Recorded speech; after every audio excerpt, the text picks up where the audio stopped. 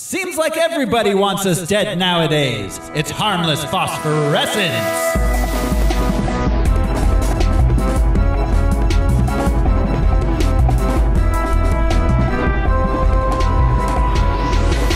Hello, everyone. This is your host, Throw Smiley, and I mean it, guys. No drinking, no fighting, don't cause a scene. Who's joining me this week? Is that you, Hellboy? No, it's Josh. But people get us confused all the time. I'm Brian Lesh, and it's never going to work. I'm a Scorpio, and you're fucking nuts. Beware my claw, for I have come to inflict justice on all of you. I'm Alaric Weber. Inflict justice. Lobster justice. Alaric Weber. Lobster Weber. And his lobster justice. Let me see the claw, Al. Rock lobster. This is Harmless Phosphorescence. It's a podcast where we watch every theatrically released full-length live-action superhero movie ever made. Everyone. Everyone, boys. Oh, God. This is our 139th one. And, wow. Yeah.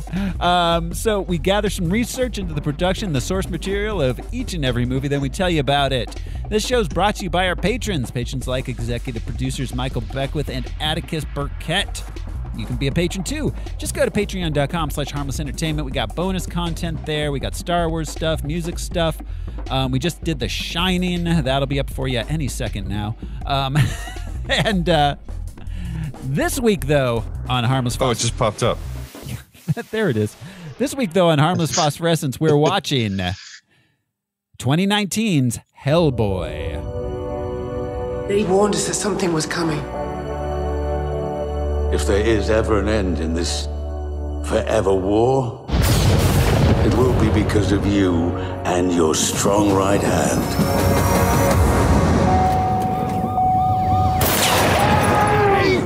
I'm on your side! Sorry, my bad.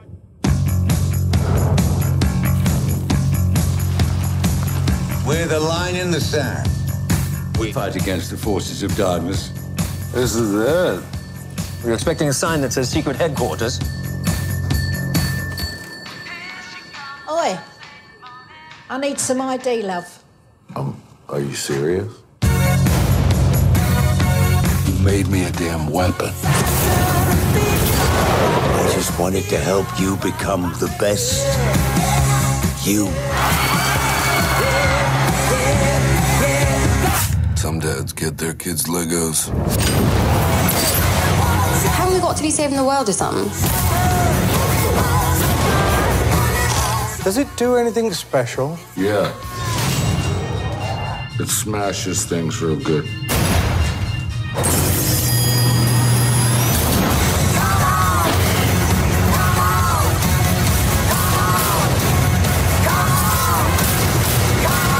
You are mankind's best and only hope. I thought we were supposed to be fighting monsters, not working with them.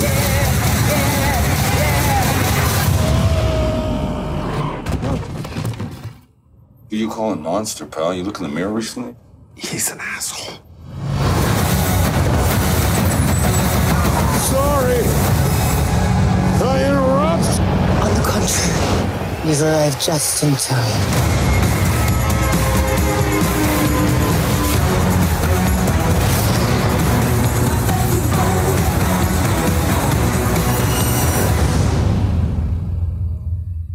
Trying to figure out what Moni Moni has to do with Hellboy. It doesn't make any sense. The marketing for this movie was weird. Oh, God. Okay, so Hellboy. 2019's Hellboy, released April 12th, 2019, has a running time of 121 minutes. It cost $50 million, and it made $55 million. So it was not a hit. They definitely took a bath on that one. And speaking of box office money, guys, you want to just jump right into the box office top 10 game? And how? Smash things. So this is just 1 week after Shazam, so I'm not going to just read the top 10 because it's essentially the same as it was the previous week. But I am going to go down and I'm going to read just movies that opened this week, of which there were 23. I won't go through all of them, but 23 movies opened this week. And not a single one, spoilers, could unseat Shazam, which stayed at number 1. What a grim week. Yeah. Yeah. So like way down at the bottom, our lowest, I'll do this one. Our lowest opener this week, opening at 112 with $2,333. Wow. I love when it's almost the amount that like the crew's family would have spent. Yeah. Starring. Yeah, that's not even the catering budget. Yeah, that's under what would be expected. Starring Corin Nemec and Dominique Swain. Parker Lewis, but he can't lose. Nope. Peter Cotton, a scientist that works on rabbits and infertility, learns that the military wishes to use his work to create superhuman soldiers. Cotton is bitten by an experimental mutant rabbit and changes into an evil monster. Well, Peter, amazing. Peter Cottontail? No. You're on the right track, but think of some sort of horror pun you could make with that. The tagline for this movie is hippity hoppity homicide. Funicula. This sounds like a superhero movie, Thoreau. It's called Rotten Tail.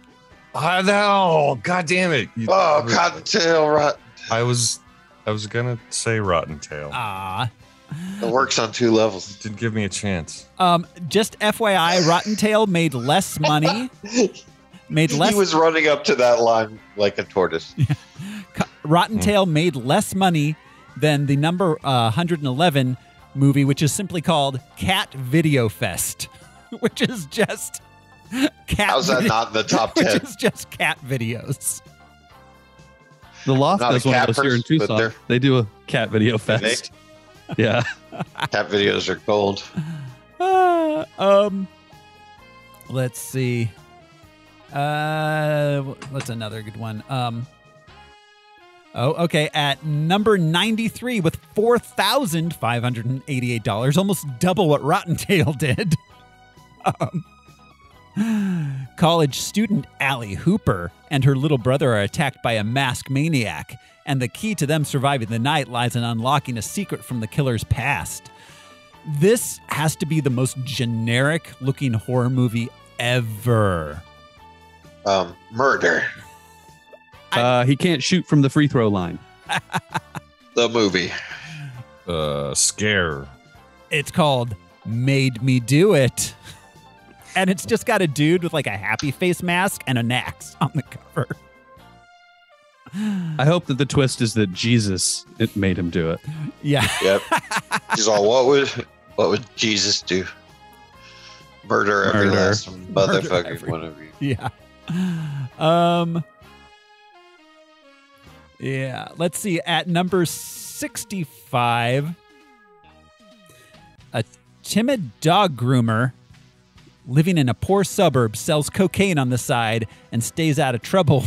That doesn't sound like you're staying out of trouble. While trying it's to all barking bad. Yeah. While trying to do it. That's good. That's gold. I like that. That is. Barking bad. Yeah. He tries to deal with his unstable, violent acquaintance who is a menace to the whole neighborhood. This is a film by Matteo Garon. But he's selling cocaine. He's selling cocaine? The cocaine dealer is the chill dude. He's the timid dog groomer. What is the other guy doing? Wearing people's skin? Right. I love when the descriptor doesn't even apply. Like timid, outgoing. It's a dog groomer. You're expressing a butthole. Yeah, timid dog groomer. Like what? It just doesn't apply. It's like, a gregarious one. There's no difference. Wash the dog. Yeah. It's called Dogman. Which I wonder. Misleading. That sounds like an awesome horror movie. Right. Okay. I'll pass this. Wow. Actually, maybe I won't. I had no idea this existed. Weird. All right. You know, cocaine was what our Compound B was back then. You could turn into a superhero in no time. Dramatization of a little-known side of the writer Emily Dickinson's life, in particular her relationship with another woman. Spoilers, Emily dug the ladies. It's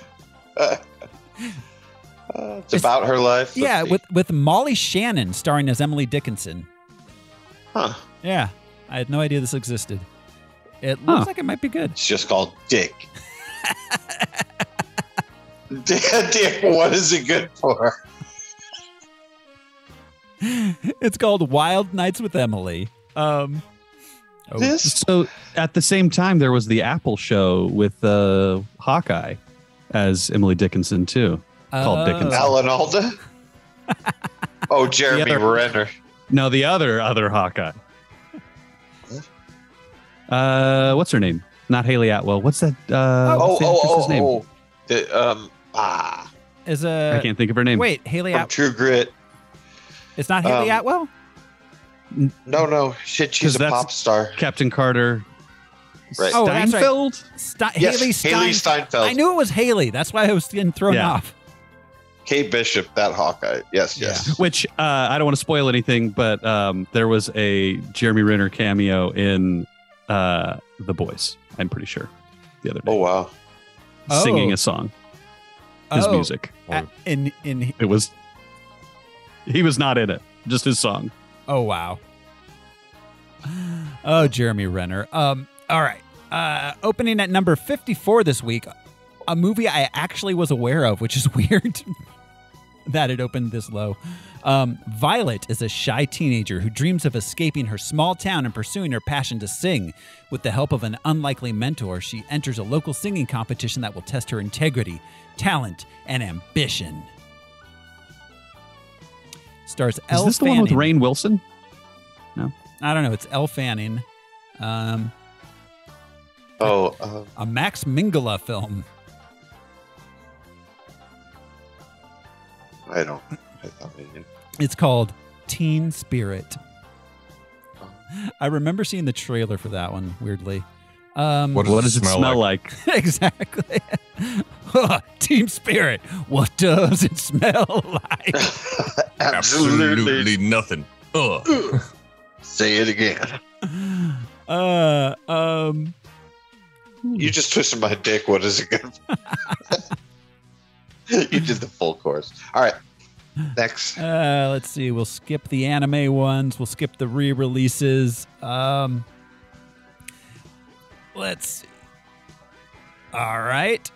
2 miles into the earth, 9 Appalachian miners struggle to survive after methane explosion leaves them with 1 hour of oxygen. Who cares? The movie. 60 minutes.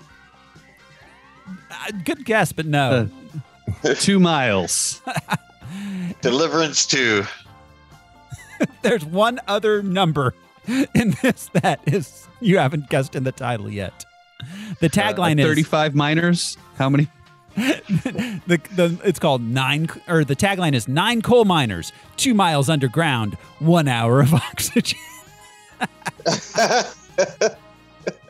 Of course they're miners. They're like 10 years old. It's not miners. 9 little coal miners. Oh, so it's called Mine 9. Mine 9. The 9 little dwarves, because they took on 2 more. Interesting. The contracts kept coming in. Right. I'll do this one because, just because this one is a re-release. Born on Christmas, a boy spends his life being mistaken for the Messiah. Oh, Life of Brian. Yeah, the Life of Brian. Life of Brian re-release. Somehow it did better than Rotten Tail. Let's see. Somehow my favorite movie did better than Rotten Tail.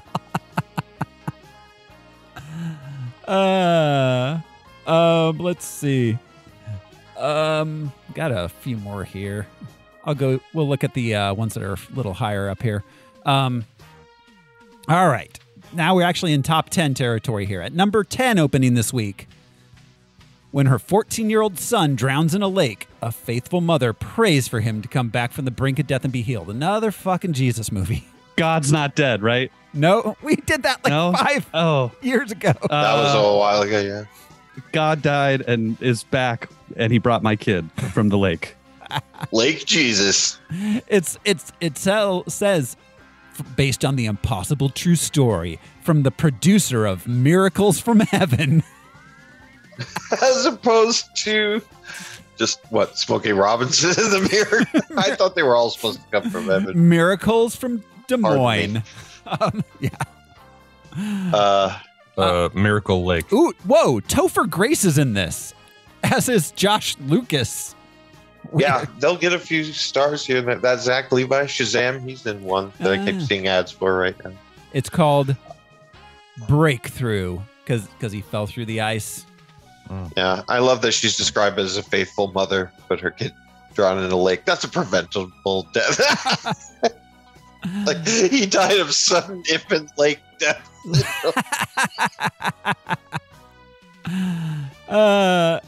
Opening at number 9, a young woman falls for a guy with a dark secret, and the two embark on a rocky relationship based on a novel by Anna Todd.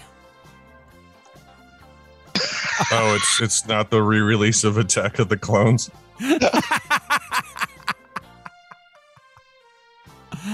It apparently is based on the best-selling worldwide phenomenon. I have never heard of this before. By White Lady. I don't know. Is this Beastly? No, I don't even recognize either of these two young, like. Well, and Dark Secret. It's Dark called. Secret. It's called After. Okay. Yeah. Yeah. Okay. If you go to the movie, that's what you're longing for. Yeah. The tagline is "After your first, life is never the same." Fair enough. Okay. I know it changed my life, but my first what? Right. Your first churro? That changed my life. Hell yeah. Most of my first, not all. Opening at number 8. Okay. I know it's just a stick-shaped donut, but fuck 'em. Mr. Link recruits explorer Sir Lionel Frost to help find his long-lost relatives in the fabled valley of Shangri-La. Along with adventurer Adelina Fortnite, this trio of explorers travel the world to help their new friend. This is animated. 23andMe. It's animated, you were about to say? Yeah, it is animated. This is a DreamWorks animation? I don't even think it's DreamWorks. This is like off-brand. Ooh, God. Ice Age for Tokyo Drift. It's called Missing Link. Oh, I think that's from the Wallace and Gromit studio, but like animated, not playmated. Okay, interesting. Or maybe that's that Bigfoot one that was out recently, but they animated it to look like it's claymation. Yeah. Is the Croods? Is that what you're talking about? Is that from the same? No. Oh, okay. Oh, I don't know what studio it's from, but that's not the one I was. Oh, okay. But yeah, Croods. Opening. They're rude dudes. Crude, rude dudes. Nick Cage. Opening at number 3. Caught between the worlds of the supernatural and human, our hero battles an ancient sorceress. It's a Tide ad. Dads. It's Hellboy. It's Hellboy. It is Yeah, Hellboy. sorry, Yeah. At number 3. Beating Hellboy opening this week at number 2. Oh, wow, okay. A woman is transformed into her younger self at a point in her life when the pressures of adulthood become too much to bear. Did they remake 13 going on 30? I mean, it's a body swap movie, in the strain of, Freaky? Did they remake? They may remake. No, it's not that one. I mean, they're all the same they're all basically the same movie, but yeah, it's a body swap. Right. Invasion of the Body Swappers. It's called Little. I do remember this. Yeah, I do not, but yeah. So that opened at number 2. Like I said, Shazam stayed in at number 1. That brings us... looking back, I decided to look up Missing Link. It's got some star power. Who's in it? Hugh Jackman, Stephen Fry, Zach Galifianakis, Timothy Olyphant, Zoe Saldana, Emma Thompson. Wow. All right. Does it say the studio? Does it say the studio you're looking at? On the poster it said Laika. I think that's Russian, but after the dog, Laika. Mm-hmm. They sent it to space. And never returned. Well, of course not. Of course not. Even Yuri Gagarin didn't fucking return. Guys, let's be optimistic. It hasn't returned yet. Yet, that's true. Come back as an old dog. I'm a shaggy DA now. All right. That brings us to the comic book and character background. This is our third Hellboy movie. Al, is there anything we have not covered? There is, actually. But to recap, for those who didn't catch our Hellboy episodes, Hellboy was created by Mike Mignola, first appearing in 1993. Hellboy is a cambion, half human and half demon. His true name is Anung Unrama, which translates to, and upon his brow is set a crown of flame. That's why he chose Josh, because it means the same thing. Yeah. Found as an infant after a Nazi ritual summoning performed by Rasputin, Hellboy is adopted by Professor Trevor Broom and raised as a normal boy. Hellboy and Professor Broom were both part of the Bureau of Paranormal Research and Defense. Our character, Vivian Nimue, the Blood Queen. In Arthurian myth, Vivian and Nimue were variant names for the Lady of the Lake. In one story, she was decapitated by Sir Balin the Savage. In another story, she traps Merlin under a stone in a tomb, tired of Merlin's sexual advances and afraid of his power as, quote, a devil's son. Just because some watery tart throws a sword at you. In a later story, Nimue is one of the magical queens to escort a mortally wounded Arthur to Avalon. I thought that was Morgan Le Fay. I'm mixing up my Arthur characters. Yeah. In the DC Comics universe, as of 1978, Vivian is the Lady of the Lake. Nimue is her youngest sister, known as the good Madame Xanadu, and their middle sister is the evil Morgan Le Fay. Madame Xanadu is still in the DC Comics. Madame Xanadu was the star of the series Doorway to Nightmare, though she was never the main character of the stories. But she got her start on the Facts of Life in the first season before they got rid of all the extra girls. Yeah. Along with Molly Ringwald. That was the ancient spell, too. You take the good, you take the bad, take them both. And there you have a plague that shall destroy mankind. Yeah, you read the inscription. So the Doorway to Nightmare series, she wasn't a host like The Watcher was.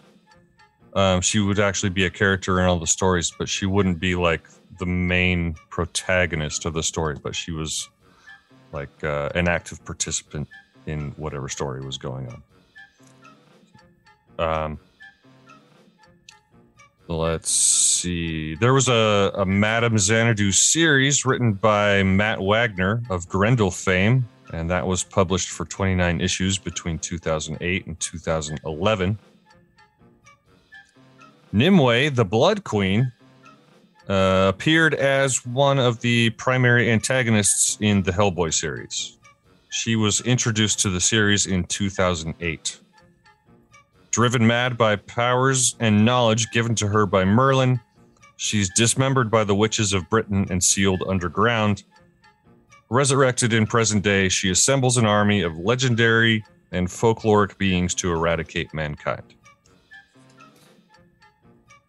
Lobster Johnson. Just gonna say, I'm glad somebody's doing it. A recurring character in Hellboy and related titles. Created by Mike Mignola, first appeared in Hellboy, Box of Evil #1, August of 1999. Which is the worst subscription box service, by the way. Yeah.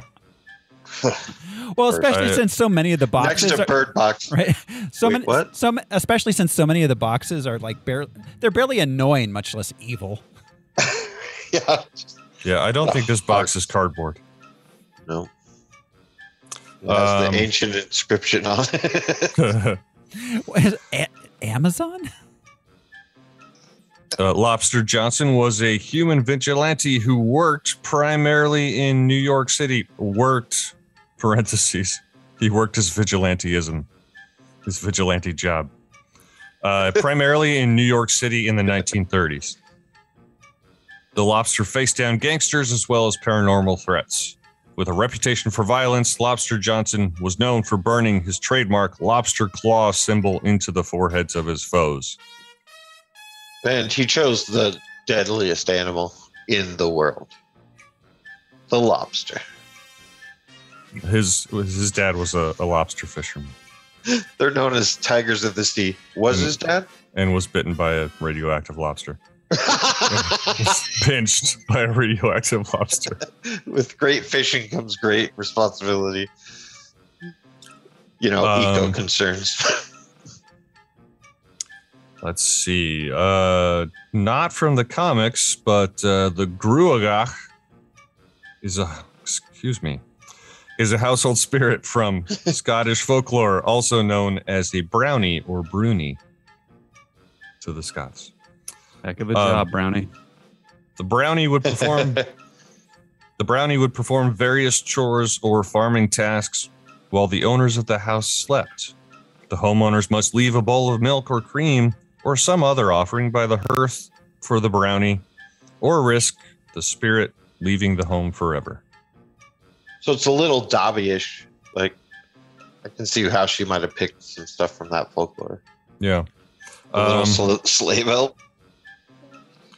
So the creature that was thought to, in folklore, that was thought to impersonate human babies stolen by fairies was known as a changeling, Alf, or Oaf. So they kind of mixed up their folklore here a little bit. That's what folklore does.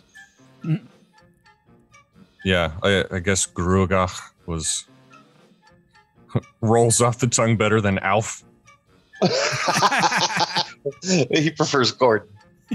Yeah, it was great on Alf Tales. Alf Tales.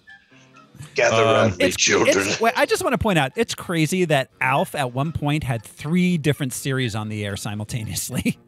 That puppet had a fantastic agent. Yeah. As good as lamb chops. Next up is Benjamin Daimyo. He was a former U.S. Marine of Japanese descent who, after a rescue mission gone bad in the Bolivian jungle, suffers from a curse that transforms him into a horrific jaguar-like creature. So he's a were-jaguar. A werewolf. Their jaguar. Werewar. Everywhere a jaguar. The character was created by Mike Mignola, John Arcudi, and Guy Davis, first appearing in BPRD The Dead #1 in December 2004. And then, of course, we have Baba Yaga. Based on the witch from Russian folklore, Baba Yaga was introduced to comics by Mike Mignola in 1996 in Hellboy Wake the Devil. It's little known that most people think that her actual name is Teenage Wasteland. One of the most powerful magic users in the Hellboy universe, Baba Yaga controlled a vast army of the undead. She would count the fingers of corpses before sucking in their souls and breathing them into empty skulls to serve as ghostly lanterns, which were the source for power. Known to live in a house propped up on chicken legs and traveling inside a giant wooden mortar. Oh, yeah. Baba Yaga. Baba Yaga. I said Baba Yaga. Oh, yeah. Sounds like a made-up phrase that David Letterman would just keep repeating to Paul. Baba Yaga. Baba Yaga. That's totally Letterman. All right, never mind. Yeah. No, I can see it. Is that it, Al? That's it. All right. Thank you very much for telling us what we needed to know. That brings us to the film production itself. So after Hellboy 2, the Golden Army, Mike Mignola began working with Andrew Crosby on a story for a new film. Andrew Cosby, who has sole screen credit on this, was mostly a comic book guy. He worked for Boom and Dark Horse. I don't know, Damnation and Dreadful Ed are probably his two most well-known ones, I guess. Although he worked at Boom, he worked at a lot of like comic adaptations, doing like Pixar and Muppet adaptations, Die Hard comic books. As Die Hard comic books. Yes, there's a Die Hard comic book run. It would appear with John McClane, that Die Hard. I'd assume so. Yeah, I'm looking that up. Yeah, it's by Boom, and from the mid 2000s. Is it all just like Klaus's other brothers? Right, that's what I'm talking about. Like what was happening in between what we saw? Right. Well, and Die Hard was based on a movie. Or based on a book. It was a movie based on a book. Yeah, which was an entirely. It was like a Dirty Harry type cop like series of books. So, right, and that translates. In the first one. Yeah, but exceedingly weird, but first one for sure. I hope it's like the Adventures of Argyle. Yeah. All right. So Andrew Cosby, his only other film credits are Two Guns, which he produced, which was that Denzel Washington, Mark Wahlberg. He produced that one. He didn't write it. This is his only writing credit on a film. He co-created and ran a horror series called Haunted, which was ran in early 2000s kind of thing. And he was the co-creator of Eureka, which is a great show. Yeah, that's a good show. Yeah. But he got nominated for Worst Screenplay for the Golden Raspberries for this one. So him and Mike... That's not the problem with this movie. No. The writing... It's a little explainy. A lot. I mean, there's a lot of people just telling me what's happening instead of like doing it. But it's not. It's not. The screenplay isn't like. I don't think that is the biggest problem. That's my point. I'm not saying like, wow, this was really well written. Thoreau, did you use the phrase "things just happen" in this movie when you were texting us? Was that you? That's how it felt to me. It might have been. I was like 4 beers in, but yeah, things just happen. 4. Good for you, kid. Well, no, it was early. I'm assuming they were like IPAs too. I saw your fridge. Oh yeah, yeah. It was early, but things just happened. and then they tell us things are happening, and then something else just happens. Like he gets in an elevator, then suddenly he's just talking to Baba Yaga. Like things just happen. Right. But anyways, so yeah. Originally, it was going to be a sequel to Hellboy 2. And they were going to get Ron Perlman to come back. Del Toro was never offered to direct it, though. They did ask him if he wanted to produce on it, but he said no. He was working on his own script for Hellboy 3. And for some reason, they said, no, we don't want to make that. We want to make the one we're writing. So he turned around and won an Oscar for Best Picture. Basically a character that Mignola, yeah, you know, he basically looks like Abe Sapien, the actual Shape of Water. Was played by the same actor, Doug Jones. Oh, absolutely. Yeah. So yeah. And Ron Perlman at that point said he wasn't going to do it if Del Toro wasn't involved with it. Good for him. So they decided at that point that it was going to be a reboot. They signed on Neil Marshall to direct. Neil Marshall, let's see, he did The Descent. Not bad. Yeah, Descent was fine. Dog Soldiers in 2002. Those are his biggest ones. Since then, he's done like Doomsday, which Centurion, a bunch of Dog Soldier. Dog Soldiers. Wasn't that like a Biden insult? Like you dog-faced pony soldier or something? I don't know. Say that to an old lady? It sounds like something. I want to look better. FYI, he also directed Blackwater and The Watchers on the Wall from Game of Thrones. Blackwater's a hell of an episode. Watchers on the Wall, yeah. Yeah. Far out. Yeah. Is that the one that that Tyrion pisses off the wall? Was that Watchers on the Wall? Oh, I think it might have been, yeah. Which is a good episode. It is a good episode. I think so. Yeah. Yeah. Yeah, he did some good TV work. He did some Constantine, Hannibal, an episode of Westworld that could be good or bad. But yeah, which season of Westworld? Yeah, that's the question. So he's kind of hit or miss movie wise, and I mean that's about it. They signed on David Harbour right away after deciding it was going to be a reboot, and Perlman wasn't involved. They should have just continued the story with freaking David Harbour in the same exact role. And I even remember before I saw it that I thought that was really cool casting. I thought that was, like, oh, right, spot on. Then you watch that and you don't see David Harbour in the least. Whereas like Ron Perlman, the actor came through. Yeah. In a facial recognition sense, I should say. Like Perlman's totally in character. But it's just he looked more like the comic, the way he draws him, but his face didn't move well enough. And you didn't see the actor in there. I feel just didn't. There was too much prosthetics on him, it feels like. And like he was trying to act through it a lot. And his jaw barely opened, if it did at all. Yeah. And his eyes just looked so recessed in like 4 inches of fucking rubber. Yeah. Yeah. And then there was no life in the eyes because they were those vampiric, contact, the yellow and orange, like real bright, which totally reminded me of like Danny Trejo from Dusk Till Dawn. Like when they vamped out, they looked kind of cheesy. Yeah. And that's how he looked through the whole movie. His hair was weird and stringy.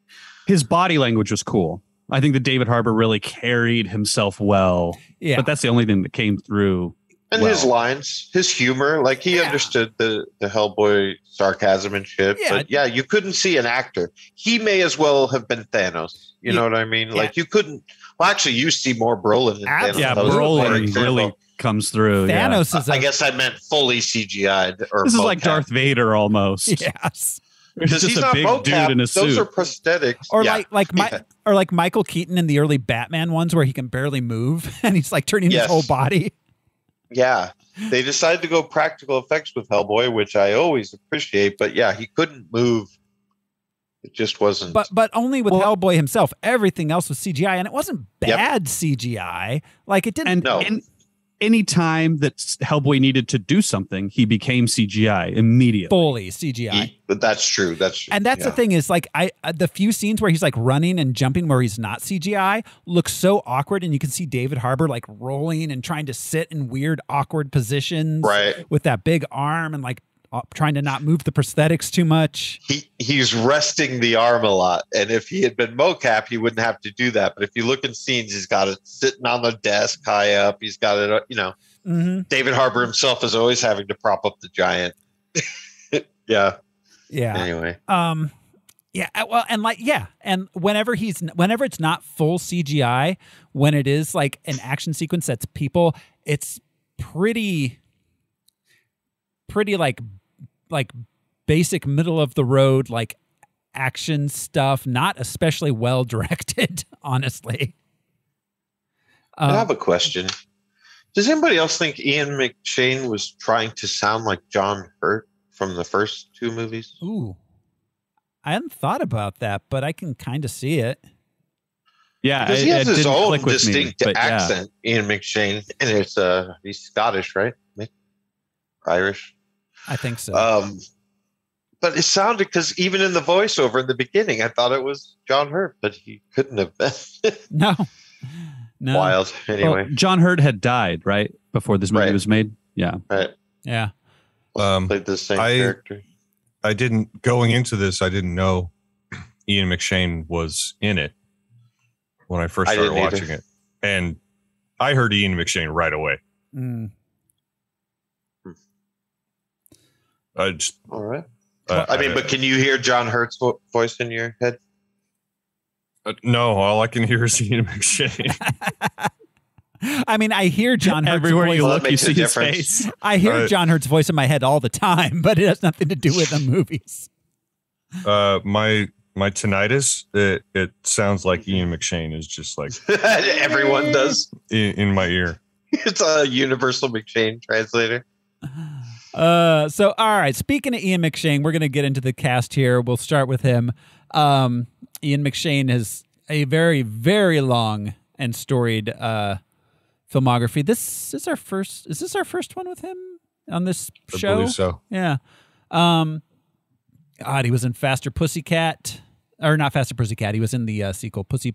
It wasn't the sequel. It was Pussycat, I Love You. Which was a sequel Pussycat, which is a sequel to What's New Pussycat. Yeah. They made a sequel to that? Yeah. It was a trilogy. The third one was just Pussy. Pussy Hunter 2000. What's New Pussycat is a Peter Sellers movie. It's wild. Yeah. Going forward, he was in the original Ransom, the one that Mel, what's his face, remade. Not Tormeyer Brooks. Gibson? Yeah, him. God, let's see. He kind of took the 90s off. As far as his credits go. A lot of people his age did. Yeah. Just recovering from the 1980s. I guess so, yeah. Because he didn't shit, we better buy jet skis and 401ks. He didn't have a single film credit between 1985 and 2000. And then in 2000, he was back in Sexy Beast.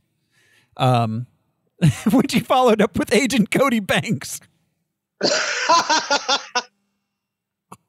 When was Deadwood? Deadwood, that was in the 2000s. Okay. That was like 2002 or something like that? Yeah. When did Deadwood start? 2004. Yeah. He was Al. He played Al Swearingen. Swingen.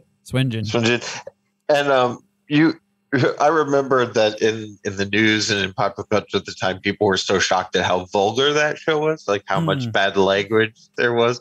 Imagine those people watching The Boys. Like, oh my God.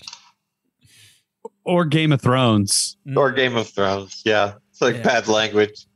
Well, and I guarantee you, around swearing. The people complaining about Deadwood came around to Game of Thrones. Absolutely. Oh, yeah. The culture changed indeed. Let's see.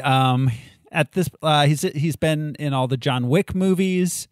I think we probably all at this point know him best from Shrek the Third. Yeah. Yep. That's my Godfather series. Shrek. The Shreks. The Shreks. In which he played Captain Hook. I don't know why I latch on to things sometimes and then just don't. Yeah. Shrek. This is the third time we've had David Harbour in a movie on this show. I think this third. So we have talked about him before. The last time we saw him would have been in the Suicide Squad. Not the Suicide Squad, Suicide Squad. Who was he in that? He was he was like a senator, right? No, he was like an FBI agent or something. Yeah, he was at dinner with Waller. Yeah, he was in it for like 30 seconds. Okay. Yeah, he was at that dinner where she was proposing the squad. Previously, he was in the Green Hornet. Those are the ones we've seen him in. He was in Green Hornet? He was in Green Hornet. Yeah, he was the DA. Yeah. I always forget his career goes so far back. He was in like Brokeback Mountain and Quantum of Solace. Yeah, I forget he's been around so long sometimes. Mia Jovovich. That's right. He was the disgruntled lover in Brokeback Mountain, right? I can't remember, honestly. It's been too long since I saw Brokeback Mountain. I don't know. Yeah. I forget. But I think that he was the one who was spurned by someone. Mm. Was it Jake Gyllenhaal? I think so. He's all, hey, I can quit you. Mia Jovovich. She's Ukrainian. Mick J partied with her. Oh, in the 90s. Yeah, that's right. She's let's see. She got her start. Fifth Element was probably like her big breakout. She was a model. She was a runway model first. Yes. Yeah, she was a runway model. Her first starring role was Return to the Blue Lagoon in 1991, which was the sequel. The original one featured an underage Brooke Shields being naked. This one featured an underage Mia Jovovich being naked. She was 15.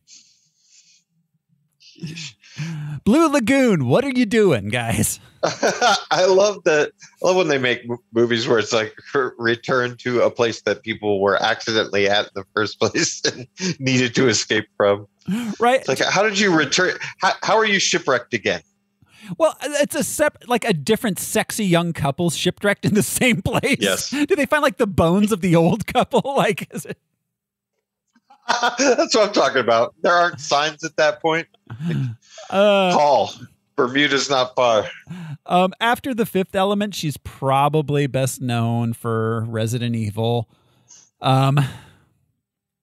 because she's married to the douchebag that makes them. Oh, really? Yeah, that's why she's in all of them. Yeah, that explains it. Yeah, she's not bad in this. Not that there was a lot of meat. Yeah, there wasn't much to do, but she was fine. She was good. She was fine. Sasha Lane as Alice. I thought she was one of the best parts. Yeah, I agree. She's a Hunter C-20 in Loki. Let's see. Her premiere was American Honey in 2016. Hearts Beat Loud. After Everything. Daniel Isn't Real. A lot of indie stuff. Daniel Isn't Real. Yeah. Hellboy and Loki are probably her two biggest credits at this point. She seems youngish. Yeah, she was very she was charming. I liked her a lot. Agree. Daniel Day Kim. I don't like hearing him talk. Maybe I just got too used to him never talking. Right. He's a great actor, but yeah, he has a British accent in real life, I believe, right? Does he? Honestly, I have no idea. I guess I might be the whole time I kept thinking, is he British? Because he on Lost, he wasn't British, right? No, and he is not British. He was Korean. He was born in South Korea and grew up in America. Yeah, he owns a burger joint around the corner from where I used to live in Honolulu. Awesome, which is kind of cool. Yeah. I like that guy. He was Gavin and Angel. Okay, that's probably the first place I ever saw him. But yeah, he was in Lost. That was probably where he really like came to people's attention. Wow. He was in Seinfeld. Who was he in Seinfeld? It was like a one episode thing. Yeah, he had a lot of early 90s stuff. He was in Beverly Hills 90210, Unsolved. But does he have a credit out? Does it say what his one episode character? I wasn't. I was recalling that from memory. I see. He plays student number 1. Oh, okay. He was on. There was a 1997 show called Nightman. He was the fighter of the day man. I remember this. Really, Nightman. Wow. He was a superhero, right? I don't know. Yeah, it was a superhero. Yeah, it was almost like the Cape on Community. They tried to make sort of a. They tried to make a totally original. Okay, I just saw like the logo thing. Yeah, I remember that. Wow. Let's see, but Daniel Day Kim, who, yeah. Anyways, also let's see, he was in the Divergent series. Spider. Oh, he was in Spider-Man 2. He played Raymond. So I guess we've seen it before on this show.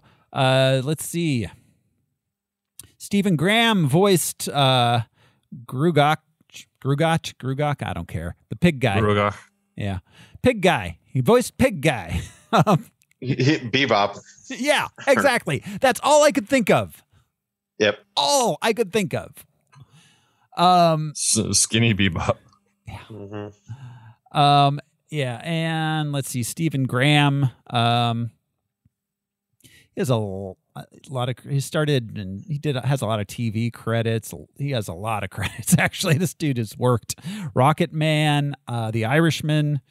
We'll see him in Venom. Let There Be Carnage, as in Pirates of the Caribbean movies. I probably, and others may know him best as Tommy from Snatch. Okay. Oh. Yep. Okay. Yeah. Yep. Yeah. His voice is very distinctive. Yeah. Sophie Okonato as Lady Hatton. Let's see. She was she has the long list of credits too. Ace Ventura, When Nature Calls. And we'll stop there. She followed up with Hotel Rwanda. Hotel Rwanda for dogs. Yeah, she works a lot, it looks like. I definitely recognize her face. She's one of those people that I'm like, oh yeah, I recognize her, but I never know from what. There's a lot of movies, a lot of TV. Lady works. I think that's enough. Our cast, there's a lot of other people in the cast. Oh, Thomas Hayden Church, by the way, yes, as Lobster Johnson. I thought we should probably mention that. We've seen him. Yeah. Should mention that. So that rounds out our production. Guys, you ready to jump into the movie? Let's smash some things. Let's get dangerous. Here we go. I'm just here for Lobster Johnson. Mm-hmm. It's lobster night. This is in America. This is Hellboy 2019. Again. Yeah. We open with a voiceover. It's explained to us that in 517 AD, the evil Blood Queen, Vivian Nimue, unleashes a plague on England, and King Arthur shows up and fights her. He uses Excalibur to dismember her. One of her witch ladies betrays her. All the parts are put in boxes and that witch's name is the name of one of the Furies. You know, the three fates, three Furies. Yeah. Ganeda? Ganeda, isn't she? No. Are you sure? Yeah, those were Atropos, Clotho, and something else. But Ganeda was not one of them. Far up. Then I've heard her somewhere else. Then that character was in another game and something or other. That, I mean, I would not be shocked at that.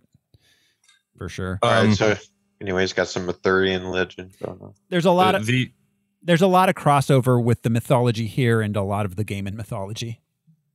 Oh, they're all folk tales. Baba Yaga really is a Russian. Yeah. Folk. Yeah, it's all mixing. They always did in the comics and such. The first line of this movie put me off.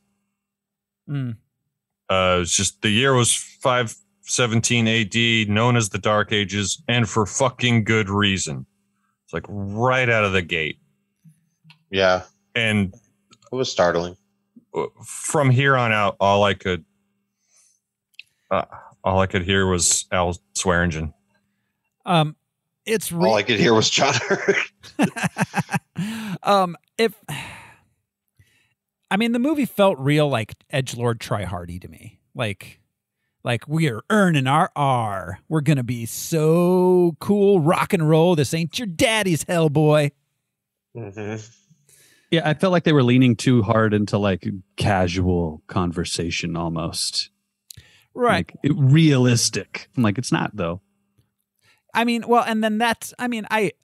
get that. Like, I feel like every action movie feels like they have to do that. That's kind of the Marvelization or the Robert Downey Jr.ization of the modern action films in general.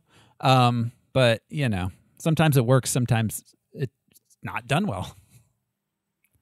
So anyways, he hides her all around England. Little secrets for the children to find. We get a title card. Then we cut to present-day Tijuana.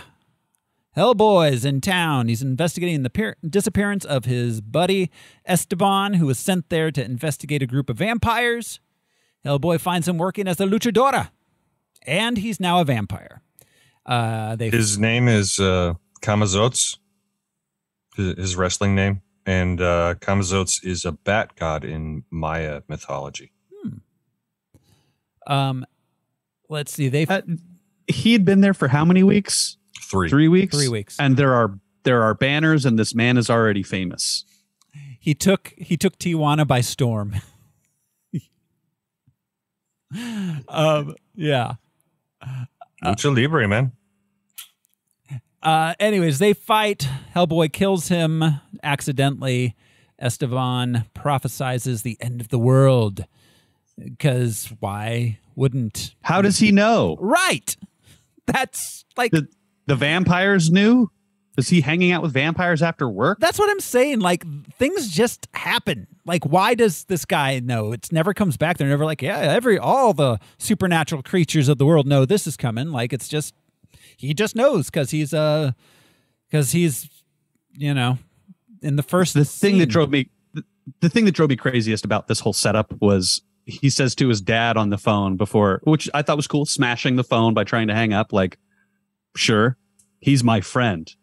I go, okay, you told us that, but they don't show us that at all. That scene where he's driving, we don't see Hellboy, we just see the truck and we get the voiceover, felt like a cut scene from a video game to me. Like, we're explaining the plot while having a truck driving. That should have been in a trailer and not in the movie. Like, don't reveal the way he looks until halfway through or something. But like, to do that at the beginning of the movie was to then immediately show us him in daylight. Because then we see him right away. Yeah. Yeah. That felt like a reshoot. Like, oh, we've got to put something here to explain what he's doing. Like, it doesn't track. The studio... That felt like a studio You can't just note. walk into that room in Mexico, basically. Yeah, I felt like a studio note, actually. So anyways, Hellboy drinks away his troubles on the street. He's found by a couple of BPRD agents who take him back to the headquarters in Colorado. Well, and the very modern, the thing to me that felt like studio notes, felt like Sony's emails about Amazing Spider-Man. How'd you find me? Twitter. Yeah, exactly. Okay.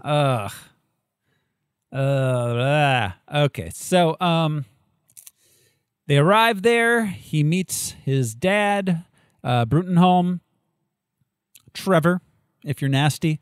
He's assigned to assist the Osiris Club, a British occult society. They're hunting giants in Great Britain. Meanwhile, there's a spooky house with an angry guy who we can't see yet talking to a scary lady about how much they hate Hellboy. Scary lady sends angry guy to find all the boxes with the parts of Vivian to put them together and kill Hellboy because they hate Hellboy. We cut to England. Hellboy arrives, hooks up with the Osiris Club, meets their seer, Lady Hatton. We get our World War II flashback, which just essentially repeats the scene from the first Hellboy movie. Just with the worst-looking baby Hellboy. Yeah, that one looks so bad. Yeah. That's his origin. Lobster Johnson, for some reason. It felt. I liked that. I liked Lobster Johnson, but Lobster Johnson made me laugh every time because I was just confused by Thomas Hayden Church being in this movie, right? And him being a lobster man. Lobster Johnson, I enjoyed it. I just like saying Lobster Johnson. I've read some. Yeah, he's a fun character. But it felt really unnecessary to have this scene. Real unnecessary, considering we got this scene in the first movie already. It's not exactly pearls in the alley, but we didn't need it again. So let's see. Brutenholm was supposed to kill Hellboy when he became human. Remember, it's pronounced broom. I don't care. I'm trying to save you a couple syllables. Trevor was meant to kill Hellboy when he came into the human world. Professor Broom. Yeah, that's what they call him that in the movie. Because of the Nazis' Project Ragnarok. And also Rasputin's there. We cut to a monastery. Angry guy shows up, and it turns out he's actually Pig Guy.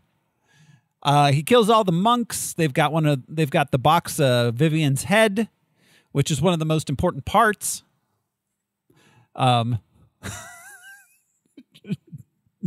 Way more important than the feet. Back at the Osiris Club, they mount up. They go out hunting giants, but they betray Hellboy, and he's nearly killed by the hunters. So I'm willing to accept anything as magic, but the fact that he tore this monk's jaw off and then swallowed his tongue to speak with his voice was so just they just pushed through it instead of them saying well, I can use your own voice. It just seems so clumsy. Mm-hmm. Really? I got it. I felt like it would have been clumsier to have an additional line saying, I'll rip out your tongue and you use it. Yeah, I mean, because he essentially just does the thing, but there's no established, because we're told it needs to be the voice of a man of God. And that's the only time we see that happen. I think the head should have been later on in the succession of things that he got, maybe. It just seemed really I guess anything can happen with magic. Was kind of how I read that. I mean, yeah. Instead of it being oh shit, what do I do in this situation? He's just oh yeah. We do this thing where we eat people's tongues and then we can talk using their voices. I mean, magic really is just whatever they want it to be. All of it is whatever they want it to be. Hellboy is whatever they want it to be. He can fight giants, no problem, but the 6 humans trying to poke him with spears, he can't deal with. He barely gets away with his life.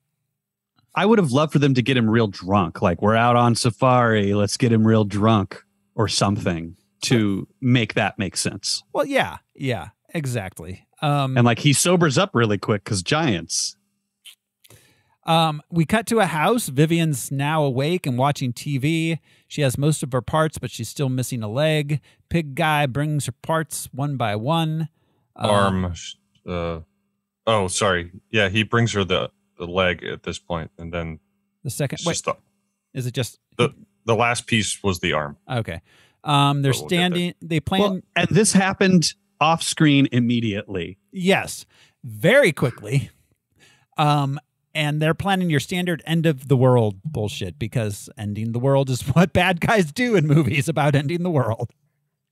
I just want to say that while, her. Well, yeah, it should have taken 30 minutes of the movie instead of taking 6 minutes of the movie. The reason the tongue thing is stupid, if I could, is that why not just do that every time? And that's not the voice of a holy man. Right. I mean, you know what I mean? Yeah. I would think that it's the holiness as well. You know, like that the holiness it's not is just the tongue. It's not just the accent or turn of phrase. Yeah. Yeah. No, absolutely. The holiness of the person, I'd imagine, would be important to the magic. Yes. Well, and otherwise, just cut to the chase. Why would you bother talking to a human? You just open his mouth, take out his tongue, do the thing. Yeah. Why is that plan B when it should be plan A? I would have much rather had them like fostering a Manchurian monk, you know, like, no, I've got this guy. We kidnapped his kid and he's going to give us the head because we did something, you know, or that he'll sacrifice his morals for. Or like maybe a true believer who's like, no, this is what God's plan. Yeah. Like the knight that guarded the temple at the end of Indiana Jones 3, you know? Yes. Like a holy vessel, not just a tongue, not just a random monk's tongue. So, but again, if you could do that, just fucking do that. He's smashing other monks to pieces in death. Read it. And so I would have rather had him taking all of their tongues and being like, yo, it only lasts so long and I need to figure out what the correct phrase is or something funny, you know. Or if you know that you can do that, why not walk in, grab a monk by his fucking neck, rip out his tongue. You know, he had to be shown where they kept it, but hint, the basement. So when Vivian's watching TV and she's like, oh, they only fight on reality shows and like it's also that felt really like not like tone deaf. Like this was forced. This was 2019. It's like that's the kind of thing like you would have had in like 1995 of someone coming back. Like the stakes didn't like 2019. I'm like, I don't think that's the world we were in. Of like just frivolous reality shows and like. Well, it's like ooh, hot take, but yeah, it was like a tiny attempt at commentary on society, and then it was like, nah. And she could have been watching MMA and been like, yeah, look at this. They let these guys just beat each other up for the world to see or something. Or even just the news, you know. She chose pop culture and she chose how it's kind of turning our brains to cottage cheese instead of like a more universal concept of like humanity's gotten weak and soft belly kind of thing. Reality, it was very incel-y. Yeah, but and also like reality shows, like it's not 2004. Like this isn't like the thing that drives society. Like. And no, you have to seek out reality shows now. And how about like go to TLC?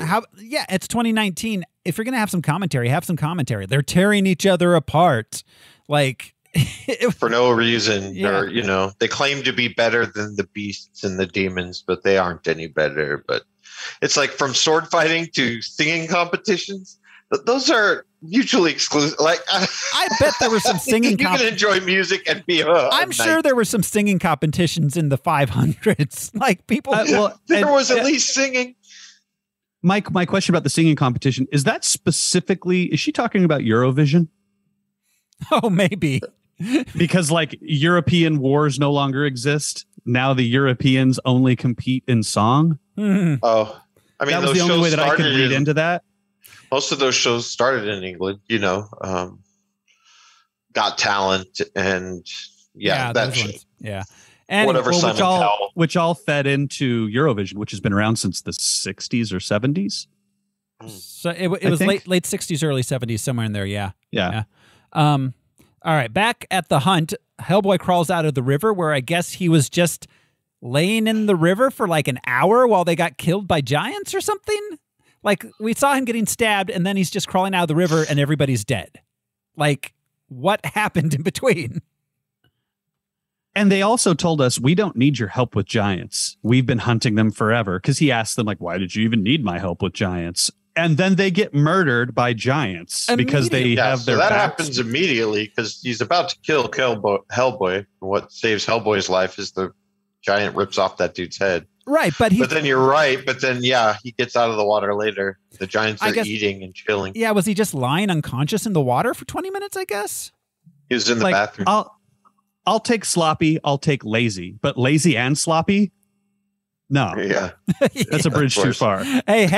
That's a salmon. That's all I've got to offer, Brian, all right? Sloppy and lazy. Yeah. You're a very giving lover, Thoreau. And lots of breaks. Yeah. Some nutter butters like in the middle. Bringing crumbs to bed. That's my only complaint. Just to, bump up the protein, give you some energy. And the wordplay is fun. Nutter butters. All right. Hellboy fights and kills the giants. He collapses from exhaustion. As he passes out, he's rescued by a young lady. He wakes up in her flat. Dude passes out all the time. Is he narcoleptic? Is he have serious head trauma that causes him to just go unconscious? And this is the second time in 20 minutes that he has passed out. And people just leave him there. They're like, he's taking a nap. I would have really enjoyed him being blackout drunk because the Brits were like, we're on safari or something to excuse him passing out. Yeah, something. It's weird. There's even a point where somebody offers him a drink. I think it's just wine, which, okay, maybe he doesn't like wine. But, I don't know. The character was a hard drinking dude. Yeah, the only because he's so big, he doesn't really get drunk, or it takes an awful lot. He's like Wolverine or Captain America. Yeah, right. The only time he was drinking was in the beginning after in Tijuana. At the very end. Yeah. At his dad's grave, which, that's appropriate. But yeah, he almost refuses alcohol in the movie. I don't know. We see him drunk a couple times, I guess. Tijuana. I don't want to compare Hellboys too much, but Perlman's always got a six-pack. Yeah. on the ring, the plastic ring of he doesn't drink water, he drinks beer. Mm-hmm. Yeah, smokes cigars. Yeah, where the hell were the cigars, man? I don't know, that feels like studio stuff. It does. Even though we're going for a harder rating, we're gonna the concessions are less. The only thing about the only R that they gave us was it was a little gory and cursing. That's all we got. There was no real adult content other than how gory the killing was and some fucks. Yeah, there weren't even really titties. Some side boob eventually. Yeah, some meatless side boob. But even Baba... Oh, no. It was It's going to sound like I'm disappointed, but even Baba Yaga had a top on. Hey, I'm not disappointed. Baba Yaga had some questionable nudity. There was some interesting shots. If you want to join my Rule 34 Baba Yaga subreddit, she's not an SOC. If you want sexy old crone content, that's not the place. Sexy old crones, man. They keep rearing their ugly heads. I think she's more of a kilf. Yeah. Like a crone I'd like to forever banish to an adjacent dimension. Sexy old crones with their pancakes. Yeah. All right. Anyways, Hellboy wakes up in her flat. He recognizes her as Alice, medium he once rescued from fairies as a baby. The spirits have been telling her that the end of the world's coming. Hellboy's the one who's going to bring it. She decides she's going to help him, though. Just then, a SEAL team arrives to retrieve Hellboy. She doesn't live on the first floor. She carried Hellboy up the stairs or into an elevator. Damn. Mm-hmm. She hired those dudes with the van. That was her that's right. Uber. She said a man with the van. That's right. Yeah, I love. When if you've never seen Peep Show, I think it's a great sitcom. But yeah, men with the vans are running. If we both get vans, we can be men with Ben. When she arrives, the first thing she mentions it being her Uber, I think. Anyways, and they don't quite reveal their relationship. They obviously know each other, and her parents have passed, but we don't know that she was stolen Yeah, they do that later on. So Trevor introduces Hellboy to Agent Ben, tells him that Vivian's remains have been discovered. The last piece is stored at the Osiris Club. Alice is coming along because why not? Trevor gives Hellboy a big gun. They arrive at the Osiris Club to find everybody dead. Alice channels the seer Hatton's spirit, who reveals that Vivian seeks Hellboy to cause the apocalypse. They find Pig Guy there. He's taken the arm. Vivian appears, offering to team up with Hellboy. Hellboy says no. He almost shoots Ben. Ben really hates Hellboy, and he stabs himself with like his insulin gun or something. He's just a diabetic. Yeah. It's temp V. It's B24. Yeah. Hellboy reveals that Pig Guy is a changeling who took baby Alice's place before Hellboy branded him with iron and forced him to return Alice, which led to Pig Guy hating Hellboy for taking away his chance to be human. Meanwhile, scary witches are sewing Mia Jovovich back together. Back with the heroes, Ben takes them to M11 headquarters before secretly acquiring a special bullet to kill Hellboy in case Hellboy goes bad. After an argument, So does he know that Hellboy is destined to become the King of England and the beginning of the end is Hellboy becoming the King of England? Because I don't think that was explicitly stated to his character. Was he in the room? One of the Osiris Club members says something like, "You'll never sit on the throne of England," or "the unworthy will never sit on." It's very vague, and yeah. But like Ben getting the bullet, I guess it's just taking for granted that if you can wield Excalibur, you are the rightful king of the Britons. Yeah, like Arthur. But I don't know. Well, no, but he was revealed to be like his mother was King Arthur's something or other. Descendant. Yeah. Yeah, she took a weekend in hell. Yeah, she fucked a demon. It's like going to Fort Lauderdale. Who hasn't? It's true. So anyways, let's see. After an argument with Trevor about his adoption, Hellboy gets mad. He takes the elevator, which for some reason transports him to Baba Yaga's house. An adjacent dimension. Yeah. This was so frustrating because they had to put this somewhere and they had to do it somehow, and they just used an elevator to do it. It was really weird to me. Yeah. I mean, it was just so like, we've got to go here and we've got to go there and we've got to go over here and we've got to go over there and then we've got to go over here, then we got to go over there and then we have to do this and then we have to do this. But like, there was no like, this causes this to happen in this movie. Yeah, none of these events felt like they led to anything besides the end of the movie. I know what you mean, but that's funny. You know what I mean? Like, that's what a story is. Yeah, sure. But I know what you're talking about. Normally, a story has like a line that each moment comes through. This is a circle. They explain why you're in a place. Is another circle, and they do not overlap at all. Absolutely, yeah. I like that Baba Yaga knows capoeira when she's fighting Hellboy. They're breakdance fighting. Yeah, exactly. Brazil. They should have just rap battled. Anyways, I don't eat whale. Well, when both your feet have been replaced by wooden pegs, that's kind of the only way you can fight. Like a Ragnarok. Is by breakdancing? Or like a drunken master. So anyways, having shot out Baba Yaga's eye, she offers him a deal, giving up one of his eyes for Vivian's location.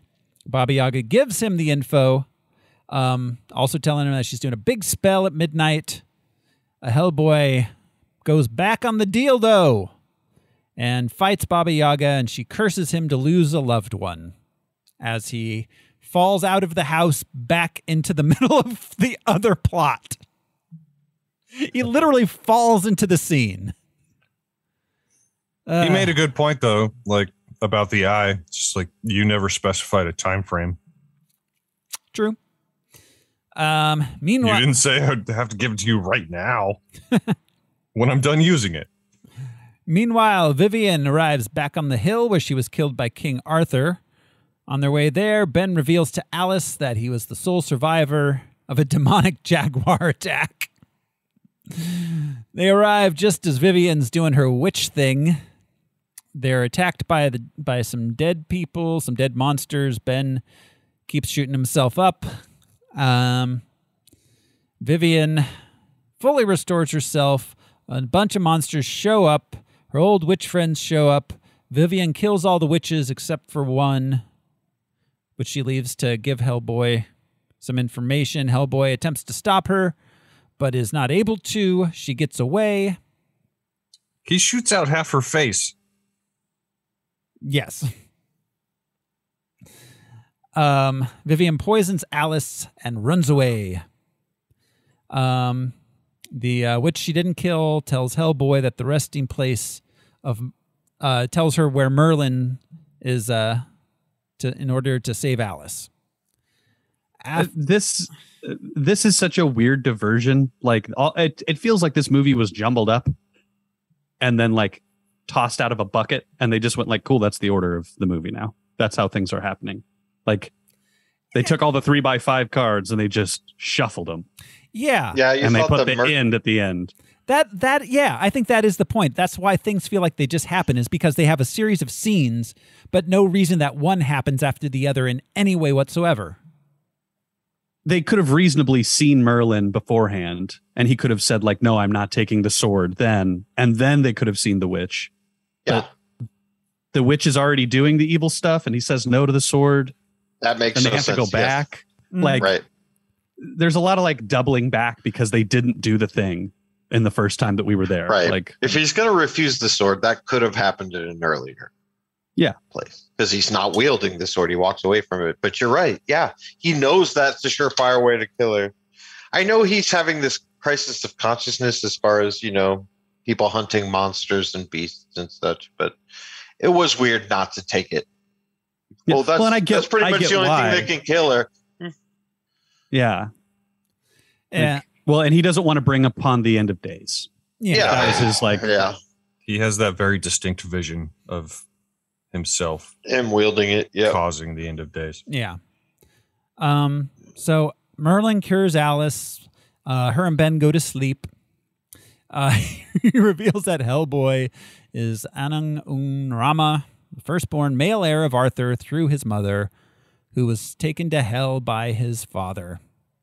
When offered Excalibur, Hellboy refuses after seeing a vision of himself causing the apocalypse. Then Merlin just peace outs and disintegrates. He's like, my work here is done. Goodbye. I have serviced the plot. This is the second movie in 2 weeks to have a wizard dust off. Yeah. And trusty decay on screen. And the third after movie, giving you just enough information. The third movie this year that's had people literally turn into dust and disappear. Yeah. Yeah. Infinity War. That's right. Yeah. Huh. Meanwhile, Vivian attacks M11 while monsters are unleashed on London. Still not as bad as soccer hooligans. Hooligans.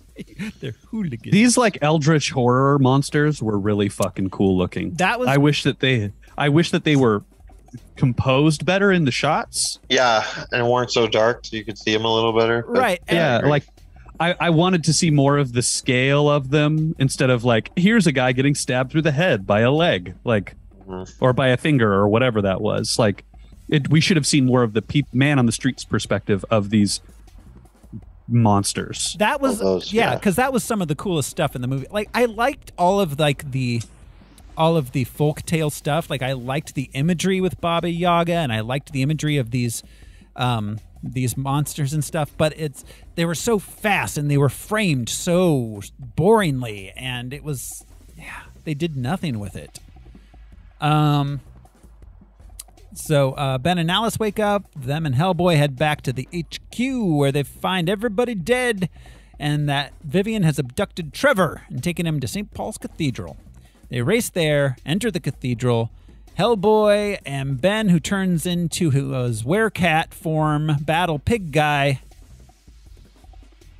Pig Guy eventually gets away from them, seeks help from Vivian, but she betrays and kills him and propels Hellboy into Arthur's hidden tomb that holds Excalibur.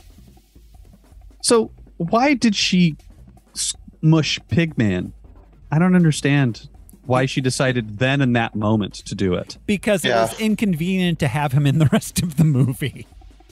Yeah, like it didn't serve anybody's interests for him to be gone. No. And to be honest, it was the most cold-blooded thing we saw her do. Yeah. I mean, she was the Queen of Blood, but, you know, it wasn't that bad. Pig Guy. Seriously.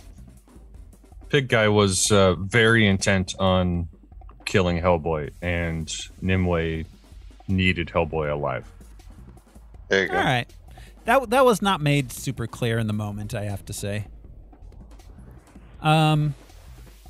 So Vivian kills Trevor, and an enraged Hellboy pulls out the sword. Demons emerge from hell. Alice channels Trevor's spirit to appeal to Hellboy's humanity. He decapitates Vivian, tosses her head into hell after the demons are sent back. Hellboy and Trevor say goodbye. Ben throws away his bullet, his special Hellboy bullet. We cut to 6 months later. Hellboy, Ben, and Alice are raiding some place in Russia, and they find a water tank with Abe Sapien in it. Ooh. Yeah. Yeah. And then there's another post-credit scene. No, that wasn't even post-credits. That was pre-credits. Oh, yeah, you're right. Sorry. We My essentially It's like have- Return of the King. Yeah. Then in a mid-credit scene, Hellboy is visiting Trevor's grave.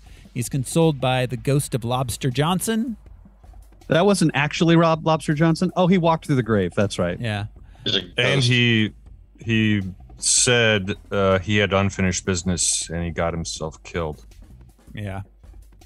Then in a post-credit scene, Ghost Lobster. Yeah.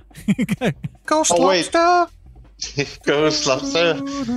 Wait, there was another one at the end? At the post-credit scene, Baba Yaga Son of a bitch. enlists an unseen force to seek out Hellboy with the promise of allowing him to finally die.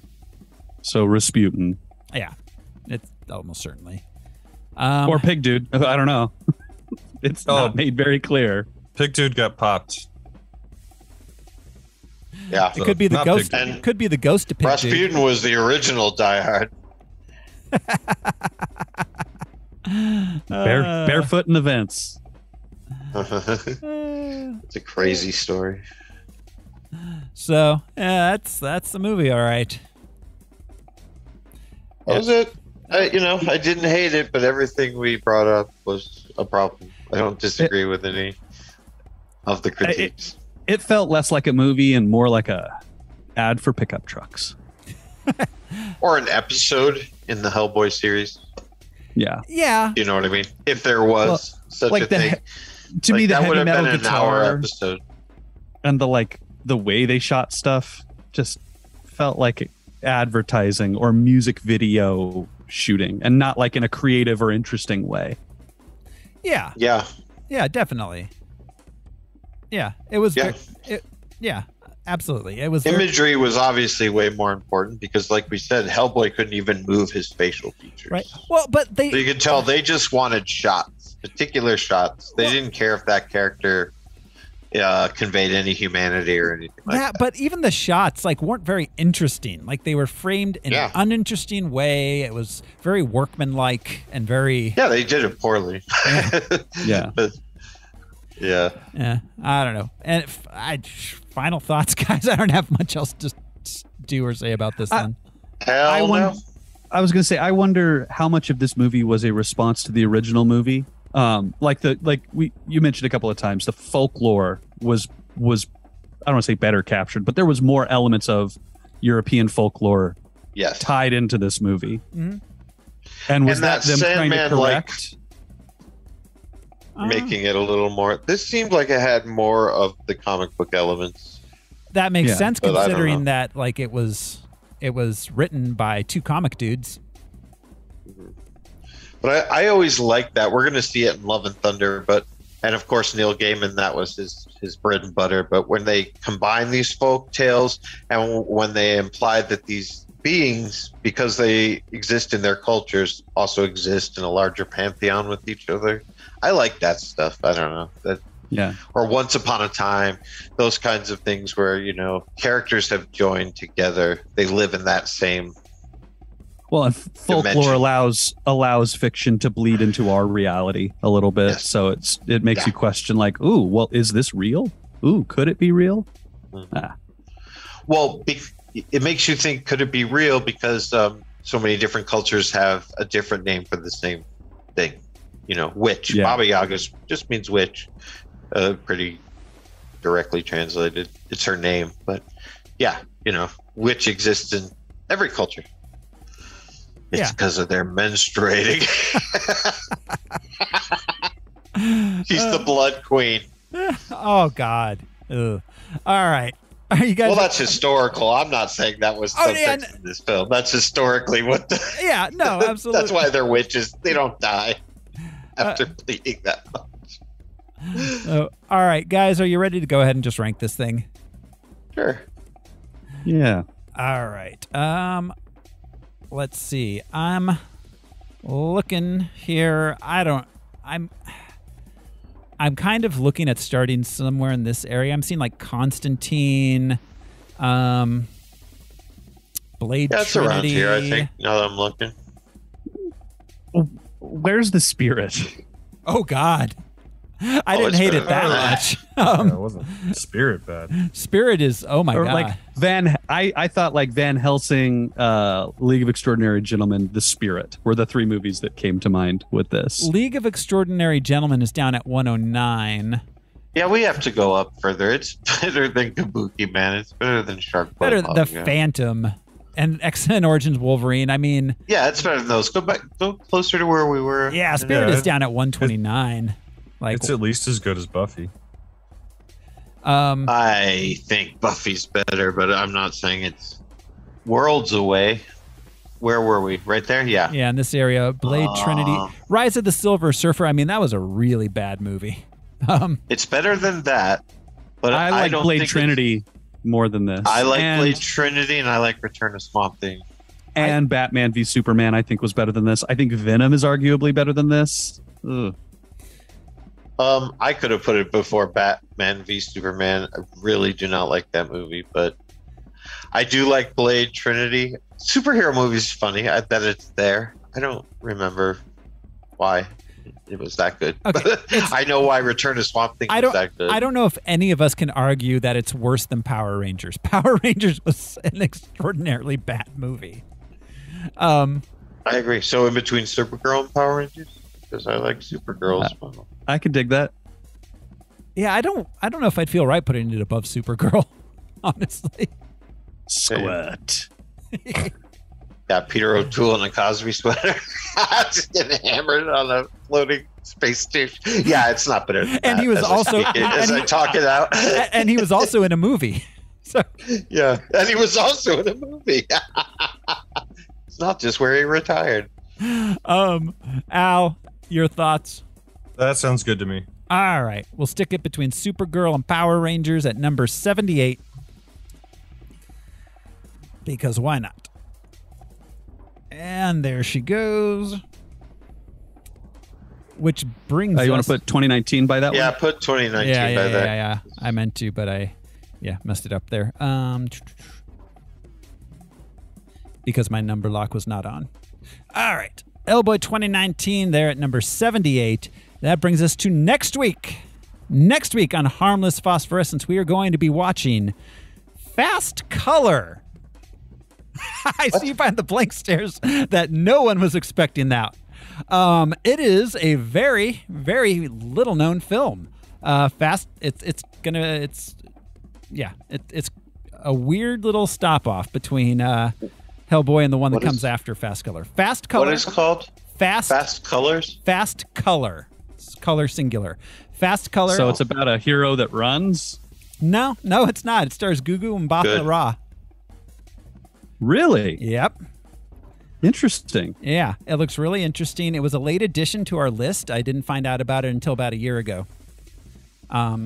So that's going to be an interesting tangent there. That's next week. It's going to be a bit of a change from our normal big studio DC and Marvel-based ones. So that's next week on Harmless Phosphorescence. Until then, thanks for hanging out with us, guys. This has been your host, Throw Smiley, reminding you that I could have been a person, not this wasted, wandering thing. I could have had a real life with light and happiness, but this podcast stole that from me. Bye.